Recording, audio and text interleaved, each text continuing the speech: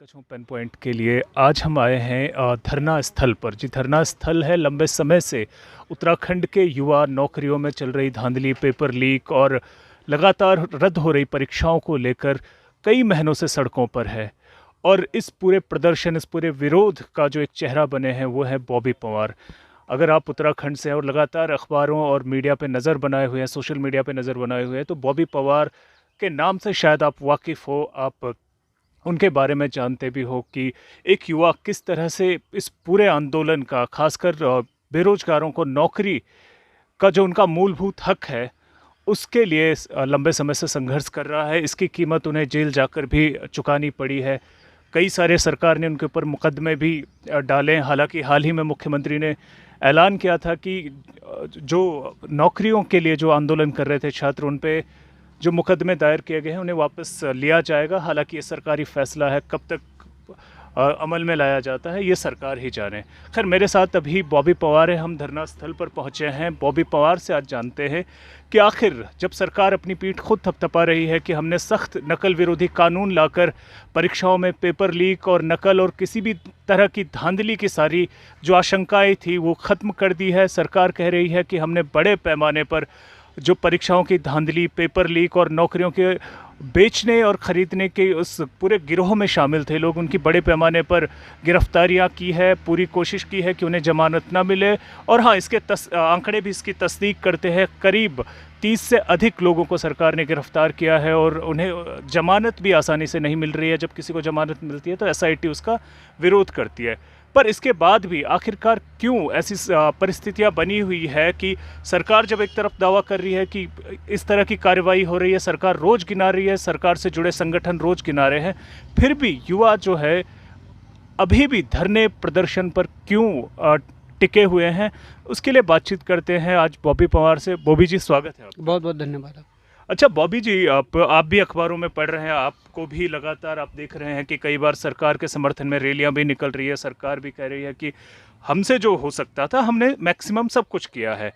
फिर भी बॉबी पंवार और अन्य बेरोजगार अभी भी क्यों अपनी जिद पर अड़े हुए हैं? जिद ही कहूँगा, माफ़ी चाहूँगा, इसे जिद ही अभी हम कहते हैं, जब तक आप इस बात को स्पष्ट न करें कि आखिर क्या कारण है कि अभी भी आप डटे हुए हैं। देखिए, जब से लड़ाई प्रारंभ हुई आज से 5-6 साल पहले से, तब से हम जो चीज़ें कह रहे थे वो हमने आज करके दिखाया कि वो साबित करके दिखाया है।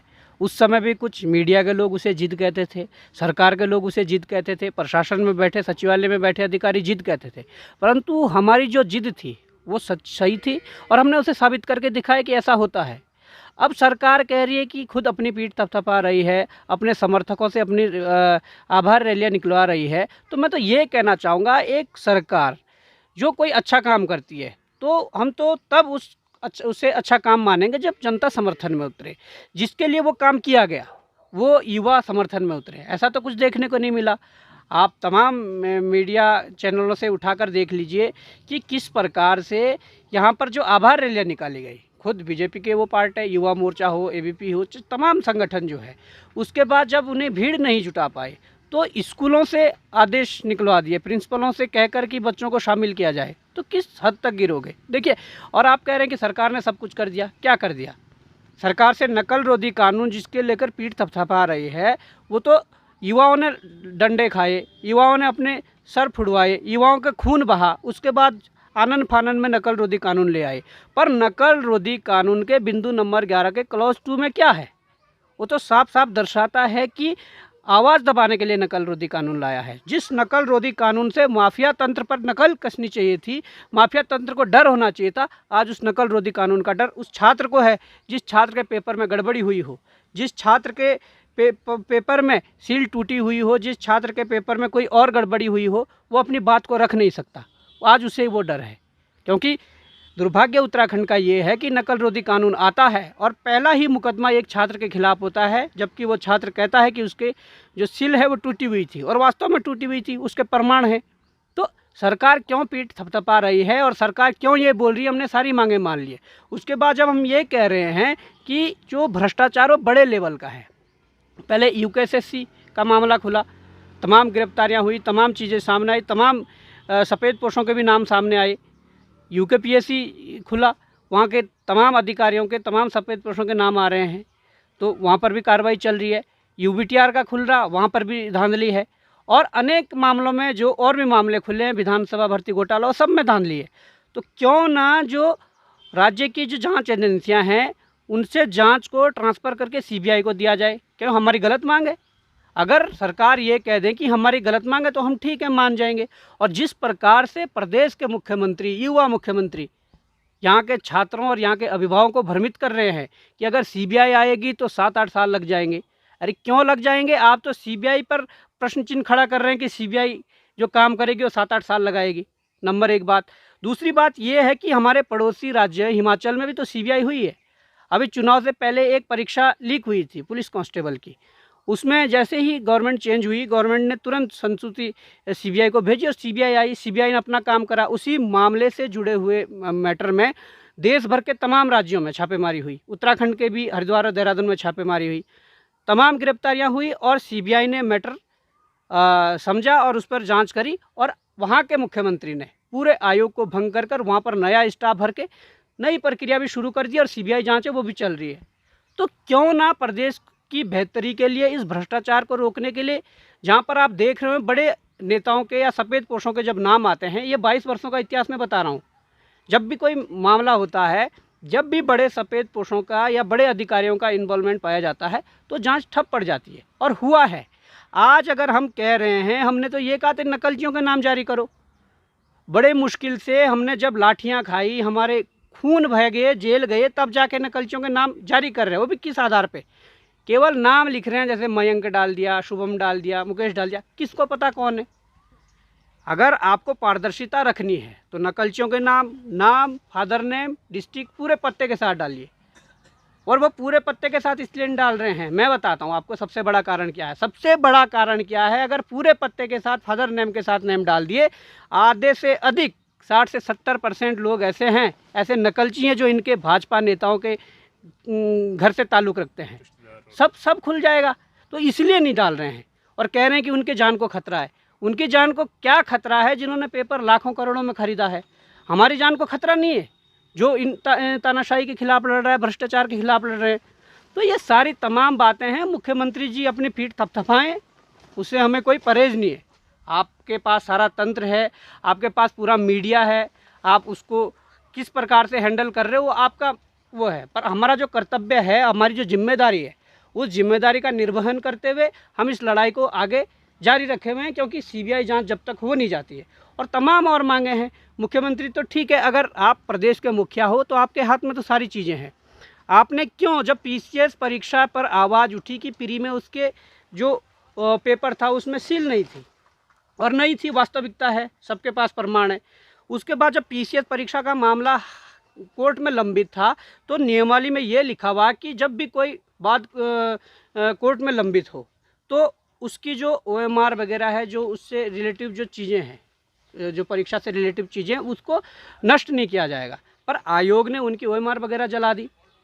फिर बच्चों ने ये कहा कि पहले जांच फिर परीक्षा।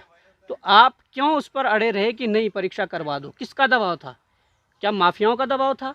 क्या बाहर के जो लोग जो अप्लाई यहाँ करे हुए हैं, हमारा आंदोलन चल रहा था, हमें जेल भेजा गया और हमारे नाम से कोई अन्य डेलीगेशन मिल के आता है, किसकी साजिश थी? सचिवालय में बैठे हुए कुछ अधिकारी और यहाँ बैठे हुए कुछ सफ़ेद पोश, ये उनका सीधा सीधा एक तरीके से हम कहेंगे कि उनकी ये रणनीति थी। और एक डेलीगेशन आता है, रुड़की का एक लड़का, यूपी के कुछ लड़कों को लेकर एक डेलीगेशन मिलता है, और वो कहता है कि किसी भी सूरत में पीसीएस की परीक्षा पीछे नहीं होनी चाहिए। क्या इतना इन्वेस्ट करा हुआ है बाहर के लोगों ने उस पीसीएस की परीक्षा के लिए, जहाँ से एसडीएम और डीएसपी के पद पर बड़ा इन्वेस्ट होगा? मैं कह सकता हूँ कि 2 करोड़ 2.5 करोड़ एक पोस्ट के लिए हुआ होगा।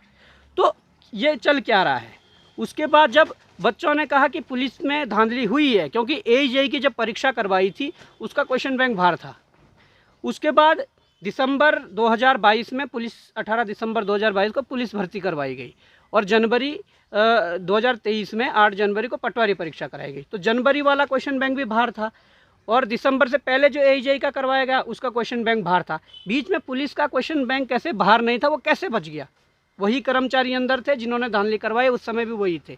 अब पुलिस में क्या हुआ कि पुलिस में 1500 सीटों पर 2300 बच्चे लिए गए। क्यों? हमें नहीं पता क्यों लेगी। फाइनल जो आंसर की होती है वो जारी नहीं की गई। वो इसलिए जारी नहीं की, आज जितने बच्चे सेलेक्ट हैं उन्हें पता नहीं है कि उनके नंबर कितने हैं, जितने बाहर हुए उन्हें भी पता नहीं है कि उनके नंबर कितने हैं, कटअप ही का पता नहीं है। और तो हम क्या अनुमान लगा सकते हैं इससे कि जो आयोग पारदर्शिता की बात करता है, क्या ऐसे पारदर्शिता दिखाओगे? अच्छा, एक सवाल है, जब बात सीबीआई की आ रही है, अक्सर लोग कह रहे हैं, क्योंकि केंद्र में भी भाजपा सरकार है, राज्य में भी भाजपा सरकार है, अगर बेरोजगारों को राज्य की एजेंसियों पे भरोसा नहीं है तो सीबीआई पर बेरोजगार क्यों भरोसा करें?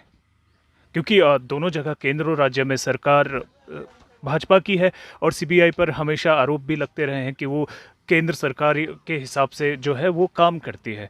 तो आपको क्यों ऐसी उम्मीद है सीबीआई से कि सीबीआई एक चेंज मेकर बन के आएगी, खासकर जो राज्य की एजेंसियां नहीं कर पाई हैं? आपके सवाल वाजिब है कि इतना सब कुछ हो रहा है, हाल की खबरें जो देखे कि शायद ही लगता है कि राज्य में कोई ऐसी रोजगार प्रक्रिया रही हो जो बिल्कुल साफ सुथरे तरीके से चली हो, शायद ही, जिसके खुलासे नहीं हुए वही बची है, अदरवाइज जिसके खुलासे हुए हैं सबके सामने। पर सीबीआई पे इतना भरोसा क्यों है कि आपको लगता है कि सीबीआई आने के बाद सारी चीज़ें सुलट जाएंगी? देखिए, जब मामला व्यक्तिगत हो तो हमने कई दफ़े देखा है कि ज़ोर ज़बरदस्ती भी हुई है, सीबीआई का मिसयूज़ भी किया गया है। पर मामला अब पूरे जनता का है, मामला युवाओं का है। पर हम सीबीआई की डिमांड इसलिए कर रहे हैं, हमारे पास एविडेंस है। हमारे पास जो एविडेंस है उस एक एक एविडेंस के आधार पर जांच करवाएंगे।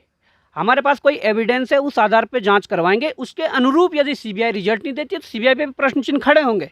परंतु अगर सीबीआई उस पे आधार पर, क्योंकि हुआ क्या, एसआईटी एसटीएफ को जो एविडेंस दिए गए, काम किया है उन्होंने, परंतु उसके अनुरूप जो एक उम्मीदें थी, बिल्कुल, तो जो उस आधार पर नहीं कर पाए। क्योंकि बड़े सफ़ेद पोशों के नाम है, अगर जांच गहराई से की जाए तो काफ़ी कुछ अंदर हो सकते हैं जिन लोगों ने यहाँ इस माहौल को खराब किया है। ये तो लाजमी है कि इतनी बड़ी गड़बड़ी हो रही थी और बिना सफ़ेद पोशों की संरक्षण कैसा हो, ये संभव नहीं है। क्योंकि कभी भी जब भी ऐसा हुआ है राज्य में, चाहे पिछली सरकारों में हुआ या अब हुआ हो, कहीं ना कहीं ये बात हमेशा उठती रही है कि जब तक सफ़ेद पोशों का संरक्षण ना हो, किसी की ऐसी हिम्मत नहीं होती है। दो ही लोग हैं, या तो नौकरशाह है या सफ़ेद पोश है। नौकरशाहों के कुछ के नाम तो खुले, पर हाँ, सफ़ेद पोशों में अभी फ़िलहाल छोटे मोटे नाम ही खुल के आए हैं, कोई ऐसा बड़ा नाम खुल के नहीं आया है। तो आपको उम्मीद है कि अगर सीबीआई के हाथ में केस जाता है तो शायद हो सकता है कि देखिए, सीबीआई आए और माननीय उच्च न्यायालय के जो मुख्य न्यायाधीश है उनकी निगरानी में काम करें, वो उन्हें रिपोर्ट करें। बाकी संगठन प्रेशर बनाने के लिए है, एक प्रेशर ग्रुप की तरह काम करेगा। सारे जो एविडेंस है उन एविडेंस के तहत काम करवाएगा, या उन एविडेंस के देकर उनसे अपेक्षा करेगा कि इन एविडेंसों पर काम किया जाए। अब जो सारा प्रकरण है, उस सारे प्रकरण में जब अलग अलग चीज़ें हैं, अलग अलग परीक्षाओं की चीज़ें हैं, तो अलग अलग उनमें भी जांच उस आधार पर देनी पड़ेगी। और अगर नहीं भी देंगे तो भी सारी स्थिति स्पष्ट हो जाएगी। परंतु हम तो कुछ नहीं से तो कुछ बेहतर हम उस ओर चलेंगे ना।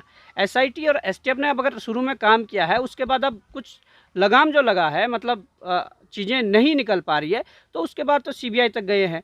अब हम कह रहे हैं जो माफिया तंत्र है, माफिया तंत्र तो आप देख सकते हैं कि उत्तराखंड में जो चल रहा था वो यूपी से भी तार जुड़े हैं, हरियाणा से भी तार जुड़े हैं, पंजाब से तार जुड़े हैं। तो इतना जो बड़ा माफिया तंत्र है, मुझे नहीं लगता, और ये हमें लग भी गया है कि कुछ मामले ऐसे हैं कि जहाँ पर साफ पता है कि ये व्यक्ति इन्वॉल्व है, साफ पता है कि ये व्यक्ति उधर वहाँ से हैं, और ये भी साफ पता है कि इस व्यक्ति का जो संरक्षण है वो कहाँ से प्राप्त है। तो वहाँ पर एसआईटी और एसटीएफ के हाथ पीछे आ जा रहे हैं। तो वहाँ पर चाहिए हमें कि सीबीआई आए और सीबीआई उन लोगों तक अपने हाथ डालें और उनको सबके सामने लेकर आए कि ये दोषी है, और वो बताएं कि उनके ऊपर संरक्षण किन लोगों का है, तो जाके कुछ स्थिति स्पष्ट हो जाएगी। नहीं तो देखिए, जांचें होती है और जांचें होंगी भी, पहले भी हुई है, अभी भी हो रही, भविष्य में भी होंगी। अगर 2015 की जांच अगर 2022 में खुल सकती है, दरोगा भर्ती की बात कर रहा हूँ, तो तुम जांचें दबा लो, अभी दबा लो। परंतु मैं कह रहा हूँ कि भविष्य में यदि जांचें खुली तो ज्वालामुखी बन के खुलेगी। और मैं बता रहा हूँ कि अगर जांचें खुली तो जो लिप्त थे वो तो जाएंगे ही, पर जो वर्तमान में जांच कर रहे हैं वो भी जाएंगे, और बुढ़ापे में उन्हें जेल की अगर रोटियां तोड़नी है तो वो भी देख लें। इसलिए मैं चाहता हूं कि प्रदेश हित के लिए प्रत्येक जांच अधिकारी या प्रत्येक जो भी टीम में लोग जुड़े हुए हैं वो बेहतरी के लिए अच्छा काम करें और ईमानदारी और निष्पक्ष होकर काम करें। जी। अच्छा बॉबी, एक बात और है कि आमतौर पे आपने भी जिक्र किया था कि एक डेलीगेशन जो है बेरोजगार संगठनों के नाम से मुख्यमंत्री से जाके मिलता है, उनकी तारीफ के कसीदे पढ़ता है और वापस आ जाता है। पूरे राज्य में खबर फैल जाती है कि बेरोजगारों ने उनका जो है समर्थन किया है। हालांकि बाद में आपकी तरफ से और अन्य लोगों की तरफ से स्पष्टीकरण आता है कि हम लोग नहीं गए थे और पता चला कि उसमें कोई नौकरी करने वाले लोग भी शामिल थे।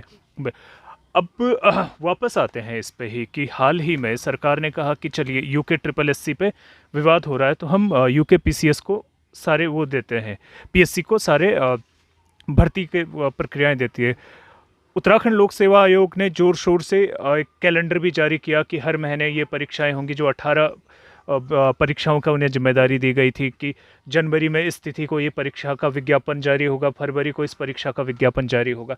अचानक कल एक खबर खुलती है कि अभी तक जो उत्तराखंड लोक सेवा आयोग है उसने जो संशोधित करके पद भेजे थे कि इनमें इन विज्ञप्तियों में ये दिक्कतें हैं, वो अभी तक वापस नहीं आई। उदाहरण के तौर पे पुलिस एसआई के जो है विज्ञप्ति जारी होनी थी जनवरी में उत्तराखंड लोक सेवा आयोग के कैलेंडर के हिसाब से, पर अब मार्च बीतने को है, अप्रैल शुरू होने को है, अभी तक उसकी विज्ञप्ति जारी नहीं हुई है। उसके अलावा फरवरी में कुछ पदों पर विज्ञप्ति जारी होनी थी।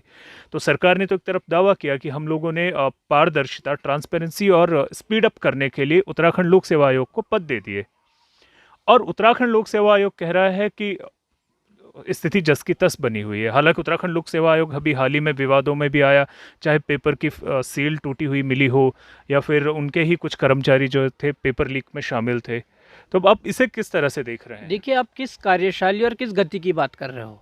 अगर लोक सेवा आयोग की बात की जाए, जब भर्तियां ट्रांसफ़र लोक सेवा आयोग को हुई, हमने मुख्यमंत्री के सामने भी बात रखी थी। कोई लोक सेवा आयोग कोई दूध का धुला हुआ आयोग नहीं है। हमने खुद लोक सेवा आयोग में जाकर, हमारे पास आज भी रिसीविंगें पड़ी हुई है, भर्तियां ट्रांसफ़र होने के तुरंत बाद हम गए, हमने कहा कि आपके आयोग में लंबे समय से गड़बड़ियां हो रही है, आपको इस बात का संज्ञान लेना पड़ेगा। हम वहाँ के सचिव से मिले, परंतु सचिव वही अपने घमंडी में जो चूर थे या उस कुर्सी के नशे में चूर है, हम सीधे से कहेंगे कि उनको जब बता दिया था तो उन्होंने संज्ञान नहीं लिया। पद की मादकता हमने उनको एविडेंस के साथ, पूरे तथ्यों के साथ दिया कि पहले कैसी गड़बड़ी हो चुकी है। हमने ये भी कहा, उस समय कोई ऐसा मामला नहीं खुला था कि क्वेश्चन बैंक बाहर आ गया था, पर हमने ये भी कहा कि आपके आयोग से क्वेश्चन बैंक बाहर आ रहे हैं। हमने परीक्षाओं से 2-3 महीने पहले कह दिया था, क्योंकि हमारे पास कुछ पहले के साक्ष्य थे, हमने वो भी दिए, परंतु ऐसा संज्ञान नहीं लिया। तो पूरा दोषी आयोग है, तो कुल मिला के पूरा दोषी आयोग है। और उसके बाद अगर मुख्यमंत्री जी से प्रदेश के युवाओं की ये मांग थी कि पहले आयोग को ठीक किया जाए। एक और भर्ती जो समीक्षा अधिकारी की भर्ती है 2019 में जो हुई, जिसकी ज्वाइनिंग हुई, वो जांच के दायरे में आ गई है। उस भर्ती में 48 का बैच लोक सेवा आयोग में गया है। उस भर्ती में अगर गड़बड़ियां हुई है तो कितने लोग उसमें गलत तरीके से ज्वाइन हुए होंगे, और 48 का बैच लोक सेवा आयोग में गया, जिसमें 37 सहायक समीक्षा अधिकारी और 11 समीक्षा अधिकारी लोक सेवा आयोग के अंदर है। और ये मैं बताऊं कि सचिवालय के लिए भी जो भर्तियां हुई है, जो पहले गड़बड़ियां हुई है, जिसमें अभी बीडीओ के दौरान 2 अपर निजी सचिव जेलों की सलाखों के पीछे गए हैं, वो भर्ती भी गलत प्रक्रिया से हुई थी। उन लोगों ने वो अपनी जो चेन उनकी पुरानी थी, जिस चेन ने उनका सिलेक्शन करवाया, उस चेन के साथ जुड़े रहे और फिर भी पेपर बेचते रहे। तो ये जो करप्शन है, ये यहाँ से लेकर पूरा मतलब जड़ तक अंदर सचिवालय में तो एक ऐसा बड़ा गिरोह बैठा हुआ है जो पूरे इस घटना को अंजाम दे रहा है। उनकी तहकीकात या उनकी जांच कब होगी, बड़े सवाल ये है। अब मैं ये भी कहना चाहूँगा कि लोक सेवा आयोग और सरकार क्या गेम कर रही है कि आप कह रहे हैं कि जो दरोगा की भर्ती है उसका भी चीज़ें जो अभी विज्ञप्ति उसकी निकलनी थी, उसकी विज्ञप्ति नहीं, विज्ञप्तियाँ पहले बहुत कुछ निकल चुकी थी, परंतु ये सरकार का नया ट्रेंड है कि आप 2-2 बार विज्ञप्ति जारी कर रहे हो। एक बार फॉर्म भरवा चुके हैं, फिर दोबारा भरवा रहे हो, तो ये तरीके गलत है जी। अच्छा, अब भाई आपने कहा था कि डेलीगेशन आपसे पहले आपके नाम से मिलने गया था, और उसी सवाल पे आते हैं कि सरकार की तरफ से बॉबी पंवार और जो अन्य लोग सीबीआई की मांग को लेकर बैठे, अभी तक संवाद स्थापित करने की कोई कोशिश नहीं की गई है।